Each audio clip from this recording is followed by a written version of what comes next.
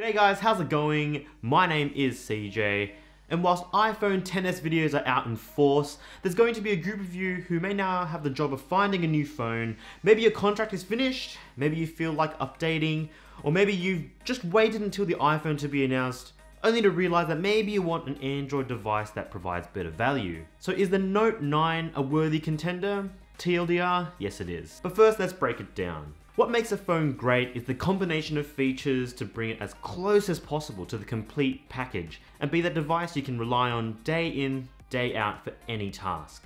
At its very basic core, the phone has to run well and smoothly. It's got to have a good camera, it's got to have a great screen for all that consuming, and it's got to feel premium, since more than not, you'll be spending premium money on the phone. And last, and certainly not least, it's got to have a great battery to last.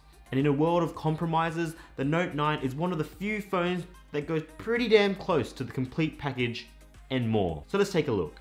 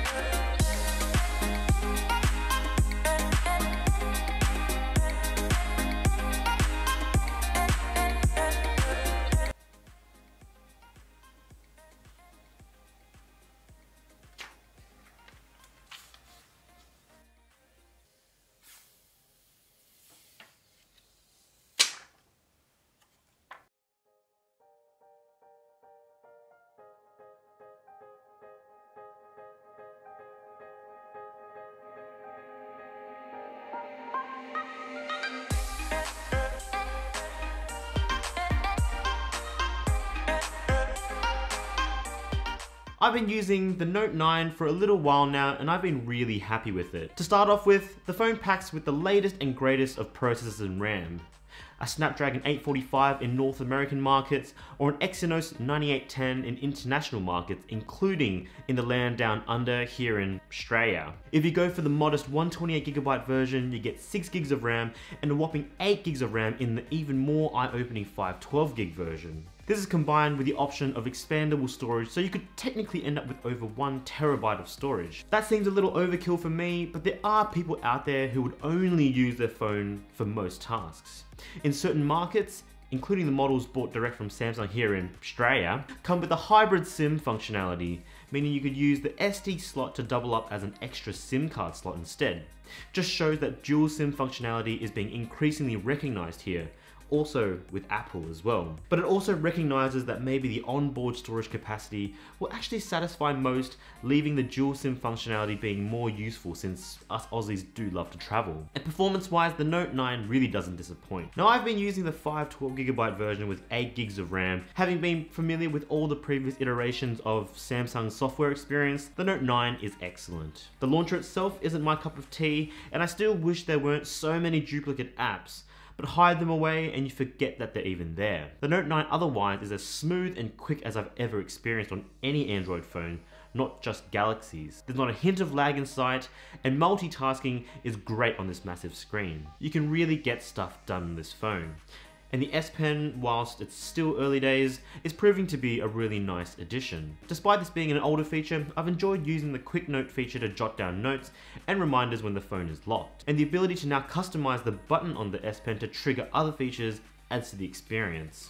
It's not essential, but it's nice knowing that I already have an inbuilt remote for things like the camera, PowerPoint presentations, music control, and heaps of other customizations that won't end there. Now I've actually used it a fair share in recent times, and I think it's something that I won't forget that I have. But even if you don't use it, it's actually nice knowing that it's there. Kind of like the headphone jack, which it still exists here as well. Now speaking of controlling the camera, let's talk about the camera. And there's actually not that much to say about the Note 9's camera. In fact, the hardware is effectively the same as the S9 Plus's camera, with dual optically stabilized setup, one wide angle and one telephoto lens, where the wide angle has a variable aperture of f1.5 or f2.4. The only real difference right now is that the Note 9 bakes in scene recognition and optimization, similar to the AI features we've seen in other phones like the P20 Pro. So depending on what you're shooting, it'll crank up the saturation and sharpen images to make them more pleasing. Skies will be bluer, grasses will be greener, and eyes will be sharper. The overall effect is subtle, and whether or not you like it or not will depend on whether or not you appreciate Samsung's image processing. I still maintain they're a little heavy-handed with noise reduction and artificial sharpening, but that's just my opinion, and you might actually like it. Photos that it produces is still excellent and is one of the best on the market. Colors pop, dynamic range is excellent, and it absolutely kills it in low light. Video is also covered with 4K recording at 60 frames per second, and there's also that super slow-mo 960 frames per second feature that I rarely ever use. At least it's there though, right? There's also a blink detection feature, which is actually a genuinely useful and helpful feature. That's software and AI that's being put to good use there. Thumbs up for that, Samsung. One thing that's also put to good use is that screen. Oh boy, that screen. We're all starting to sound like broken records now, but Samsung is still the king of smartphone displays, and this is no different here. The Note 9 6.4-inch Super AMOLED display is absolutely beautiful. It's super crisp, super bright, and oozes quality.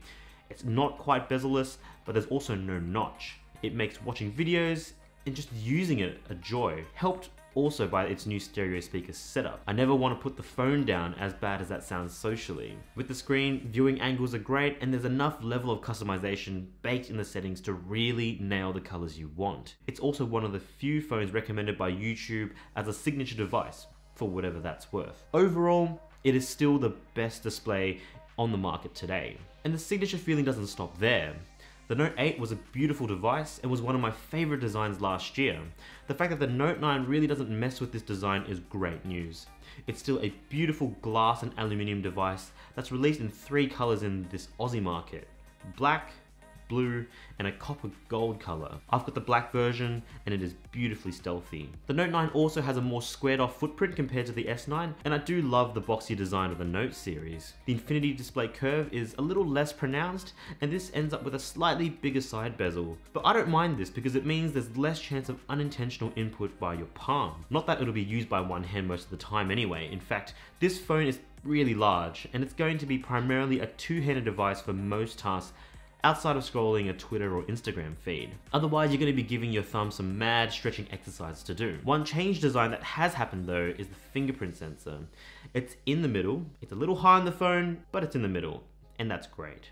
Sure, it's a little higher than other phones like the OnePlus 6 or the Pixel 2, but it's in a better position, and I had no issues adjusting to its placement. Finally, holding this larger phone, you'll probably notice the extra heft and thickness, for good reason as well, as it's there to fit the massive 4000 mAh battery. And that segues well into one of the most important changes to the Note 9. And it's important because us as consumers, we've been screaming out for manufacturers to boost battery life, even if it means sacrificing a little bit of thickness. And battery life in the Note 9 is really great. Compared to the Note 8's lackluster battery, the Note 9 is like night and day for me. It's not quite the behemoths that Huawei's Mate 10 or the P20 Pros are, but it is easily a full day device with heavy use, and I regularly got between 5 to 6 hours of screen on time. For those less addicted to their smartphones, you could probably go 1.5 days without needing to charge, even pushing 2, solving one of my biggest gripes about the Galaxy phones. And that's the trend here with the Note 9. It corrects a ton of little issues and adds a little bit more in. There's never been a more enjoyable Galaxy phone to use. But is it good value, and should you consider it over the iPhone XS?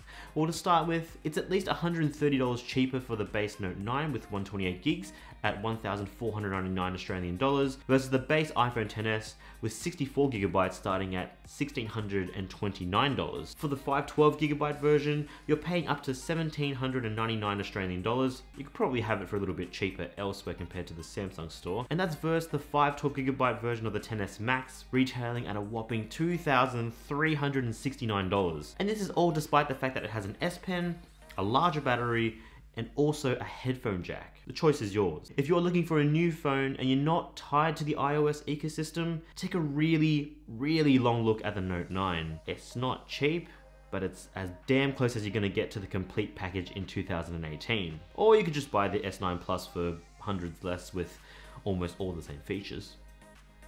So I want to know, what do you guys think of the Galaxy Note 9? Do you think it's worth its price? Let me know why or why not in the comment section below. As always, thank you so much for watching this video. If you enjoyed what you saw, give us a like, and if you haven't already, do consider subscribing. Thanks again for watching, and I'll catch you in the next one. Stay Canadian Mum for me. Cheers.